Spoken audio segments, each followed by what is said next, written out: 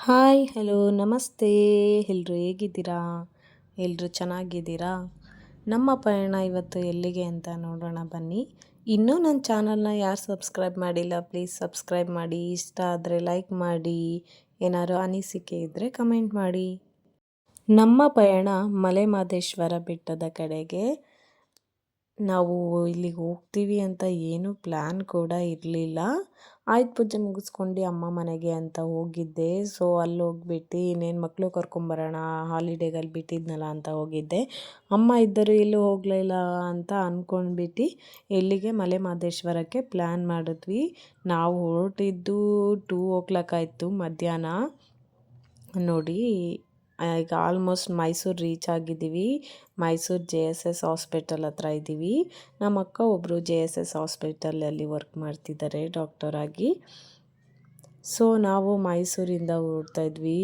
ತುಂಬಾ ರಶ್ ಇತ್ತು ಮೈಸೂರು, ಏಕೆಂದರೆ ದಸರಾ ಟೈಮ್ ಅಲ್ವಾ. ನಮ್ಮ ದಸರಾ ಮುಗಿದಿದ್ದು ನೆಕ್ಸ್ಟ್ ಡೇನೇ ಅಲ್ಲ ಹೋಗಿದ್ದು. ತುಂಬ ಅಂದರೆ ತುಂಬಾ ರಶ್ಶು, ಎಲ್ಲಿ ನೋಡಿದ್ರು ಜನ, ಟ್ರಾಫಿಕ್ಕು. ಮೈಸೂರು ವೆದರ್ ಅಂತೂ ಅಮೇಝಿಂಗ್ ಆಗಿತ್ತು ನೋಡಿ. ಎಕ್ಸಿಬಿಷನ್ಸ್ ಎಲ್ಲ ಆಗ್ತಾಯಿತ್ತು. ನಾನು 15 ಇಯರ್ಸ್ ಬ್ಯಾಕ್ ಹೋಗಿದ್ದೆ ಮಲೆ ಮಹದೇಶ್ವರ ಬೆಟ್ಟ. 15 ಇಯರ್ಸ್ ಆಗಿತ್ತು. ಆಲ್ಮೋಸ್ಟ್ ನಾವು ಬೆಟ್ಟ ಹತ್ತಕ್ಕೆ ಹೋಗೋ ಹೊತ್ತಿಗೆ ನೈಟ್ ಆಗಿಬಿಟ್ಟಿತ್ತು ನೋಡಿ. ಸುತ್ತಮುತ್ತ ಕತ್ಲು. ಆ ನೈಟಲ್ಲಿ ಅಲ್ಲಿ ಬೇರೆ ಗುಡುಗು ಮಿಂಚು ಎಲ್ಲ ಜಾಸ್ತಿ ಆಗಿಬಿಟ್ಟಿತ್ತು ನೋಡಿ. ಇನ್ನೇನು ಆರ್ಚ್ ಹತ್ರ ಬಂದೇ ಬಿಟ್ವಿ. ಆರ್ಚಿಂದ 17 ಕಿಲೋಮೀಟರ್ಸ್ ಅಂತೆ ಬೆಟ್ಟ ಹತ್ತಿ ಹೋಗೋದು. ಮಳೆನೇ ಇರಲಿಲ್ಲ ಅಂತೆ. ನಾವು ಹೋಗೋ ಟೈಮಿಗೆ ಗುಡುಗು ಮಿಂಚು ಮಳೆ ತುಂಬಾ ಬಂದುಬಿಡ್ತು. ನಾವಂತೂ ನೈಟು ನಾವು ಆಲ್ಟ್ ಆಗಬೇಕು ಮೈಸೂರಲ್ಲಿ ಅಂದ್ಕೊಂಡ್ವಿ. ಆ ಪ್ಲ್ಯಾನ್ನೇ ಚೇಂಜ್ ಮಾಡ್ಕೊಂಡ್ಬಿಟ್ಟು ಈ ಬೆಟ್ಟಕ್ಕೆ ಹೋಗ್ಬಿಟ್ವಿ ಸೀದಾ. ನೋಡಿ ಗುಡುಗುತ್ತಿದೆ, ಮಿಂಚ್ತಿದೆ, ಅಲ್ಲಿ ಥರ ಭಯಾನಕವಾಗಿತ್ತು ಹೋಗಬೇಕಾದ್ರೆ.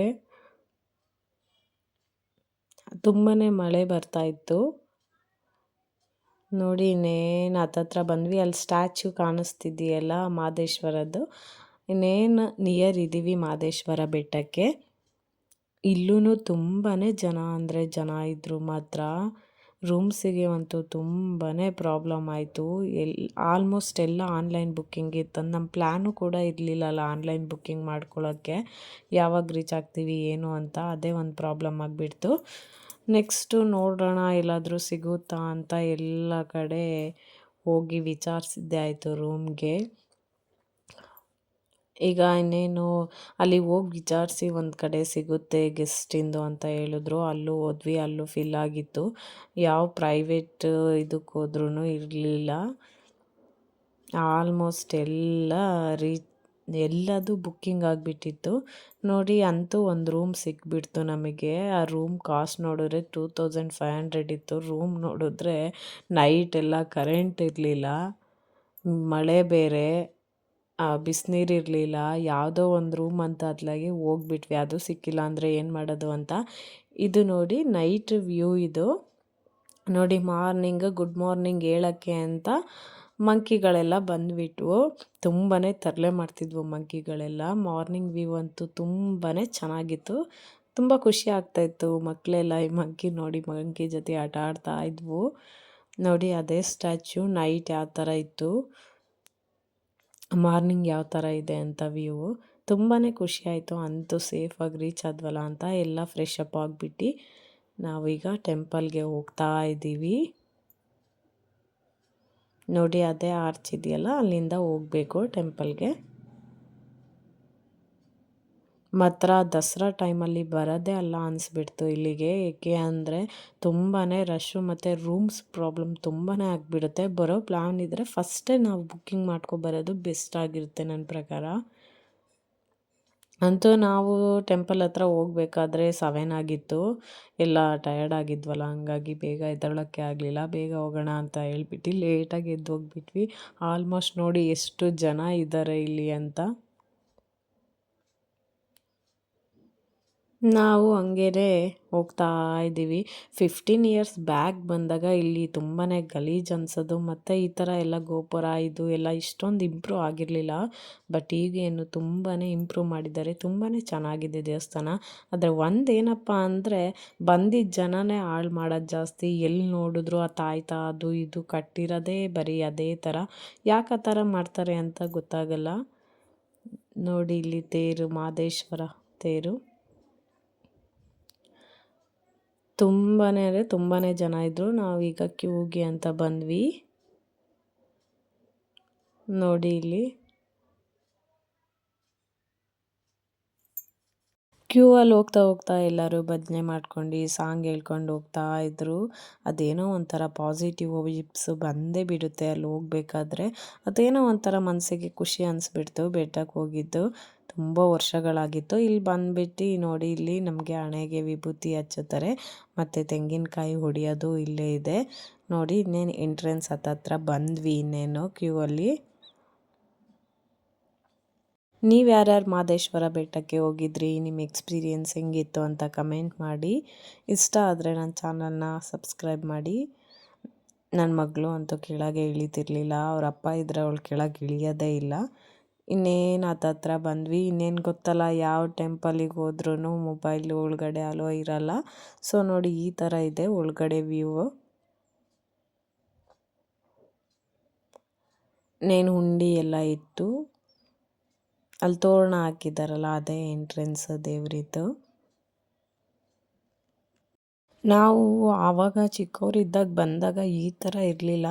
ಸೆಂಟ್ರಲ್ಲಿ ದೇವರಿರೋದು, ಅದ್ರ ಸುತ್ತ ಹೋಗ್ತಾ ಇದ್ವಿ. ಆ ಥರ ಹೋಗಿದ್ದು ನೆನಪು ನನಗೆ. ಈ ಥರ ಇವಾಗ ಏನು ಮಾಡಿದ್ದಾರೆ, ಒಂದೇ ಕಡೆ ಇದೆ, ನಾವು ನೋಡ್ಕೊಂಡು ಹೋಗೋ ಥರ ಇತ್ತು. ಬಟ್ ಆವಾಗ ಮಧ್ಯದಲ್ಲಿ ದೇವರಿರೋದು, ಸುತ್ತ ನಾವು ರೌಂಡ್ ಹಾಕೊಂಡು ನೋಡ್ಕೊಂಡು ಹೋಗೋ ಥರ ನೆನಪು ನನಗೆ. ಅವಾಗ ಇಷ್ಟೊಂದು ಇಂಪ್ರೂವ್ ಆಗಿರಲಿಲ್ಲಲ್ಲ ಆವಾಗ.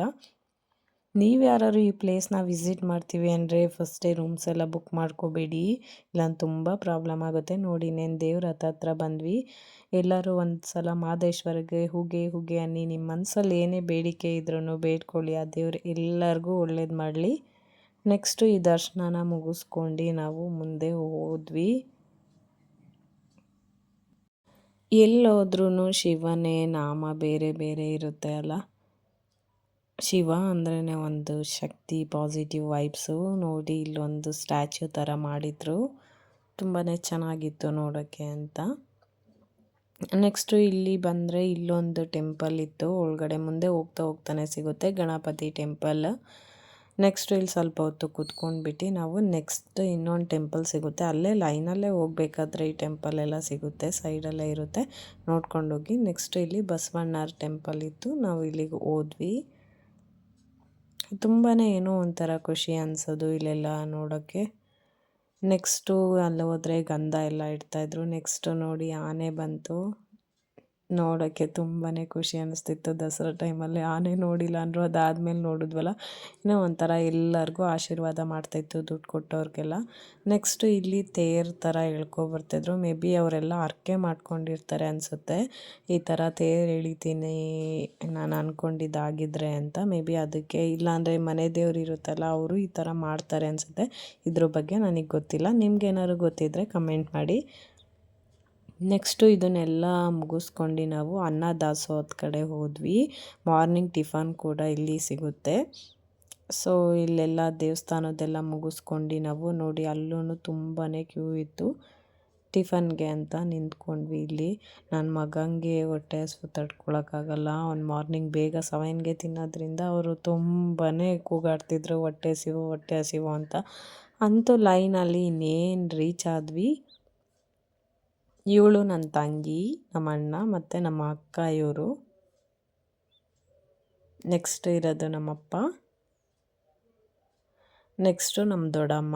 ನಾನು ಲಾಸ್ಟ್ಗಿರೋದು ನಮ್ಮಮ್ಮ. ನಾವಿಷ್ಟು ಜನನೂ ಹೋಗಿದ್ವಿ. ನೆಕ್ಸ್ಟು ಇನ್ನೆಲ್ಲ ಪ್ರಸಾದನ ತಟ್ಟೆಗೆ ಹಾಕ್ಸ್ಕೊಂಡು ಬಂದ್ವಿ. ಪಾಯಸ ಮಾಡಿದರು ಮತ್ತು ಪುಳಿಯೋಗರೆ ಮಾಡಿದರು. ತುಂಬಾ ಚೆನ್ನಾಗಿತ್ತು. ಅನ್ನದಾಸೋಹ ಎಲ್ಲ ಮುಗಿಸ್ಕೊಂಡು ನಾವು ಹೋಗ್ತಾ ಇದ್ದೀವಿ. ನೆಕ್ಸ್ಟು ಒಂದು ಮಠ ಸಿಗುತ್ತೆ, ಸ್ವಾಮೀಜಿಗಳು ಐಕ್ಯ ಆಗಿರೋದು. ಅಲ್ಲಿಗೆ ಹೋಗೋಣ ಅಂತ ನೋಡಿ. ಇದೊಂದು ಇಲ್ಲಿ ಹೋಗ್ಬೇಕಾದ್ರೆ ಸಿಗುತ್ತೆ. ಇದು ಮಹದೇಶ್ವರ ಬಂದ್ಬಿಟ್ಟು ಇಲ್ಲಿ ತಲೆನ ಆರಿಸ್ಕೊತಿದ್ರಂತೆ. ಸೊ ಈ ಪ್ಲೇಸ್ನ ನೋಡ್ತಾ ಇದ್ದೀವಿ ಬಂದ್ಬಿಟ್ಟು. ಇದು ಹಿಂದ್ಗಡೆ ಇರೋದು ಮೇ ಬಿ ಕೂದಲು ಅನಿಸುತ್ತೆ, ಮಹದೇಶ್ವರ ಕೂದಲು ಆರಿಸ್ಕೊಂಡಿರೋ ಪ್ಲೇಸ್ ಅಂತ ಹೇಳಿದ್ರು. ಸೊ ಅದಕ್ಕೆ ಬಂದ್ವಿ. ಎಲ್ಲರೂ ಕಾಯಿನ್ನ ಅದಕ್ಕೆ ಅಂಟಿಸ್ತಾ ಇದ್ರು.